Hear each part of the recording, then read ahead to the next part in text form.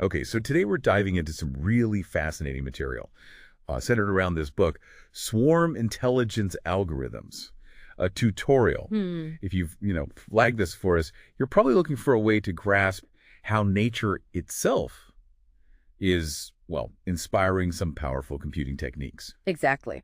We're talking about swarm intelligence, SI for short. It's this field within AI, really, modeling how social groups think, fish, birds, ants behave collectively. Right. And the core idea, the sort of aha moment, is that really simple rules for each individual, plus their interactions over time, can lead to incredibly complex, intelligent group behavior. And that's useful for solving tough optimization problems. Hugely useful. Yeah. Okay, but hang on. We have traditional optimization methods, right? Yeah. Very mathematical, rigorous. Why look to biology? What's the weakness in those standard approaches that, a swarm solves? Well, the big issue is getting stuck.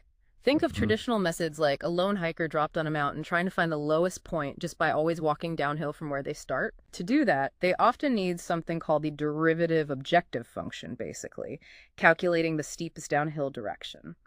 But the problem is they can easily end up in a little dip, a local low point. And completely miss the real deepest valley, the global optimal. Exactly, that's the fatal flaw. They get trapped locally. So SI gets around this how? Well, fundamentally, swarm intelligence doesn't start with one hiker. It starts with a whole population of them scattered all over the mountain. Oh, okay. And crucially, they cooperate. They share information about where the good spots seem to be. This collective knowledge sharing makes it, well, much harder to miss that true global optimum. Right. That makes sense. Now, this wasn't just like a overnight discovery. Looking back, this shift started becoming clear in the late 80s. That's right. There were precursors. Yeah.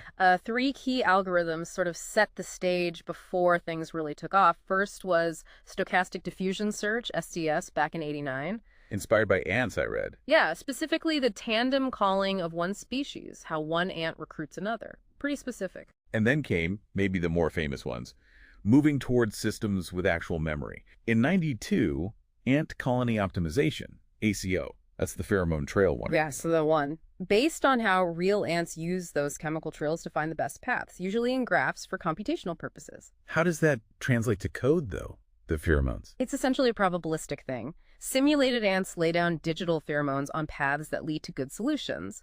Other ants are then more likely to follow stronger trails. And they decay. Right.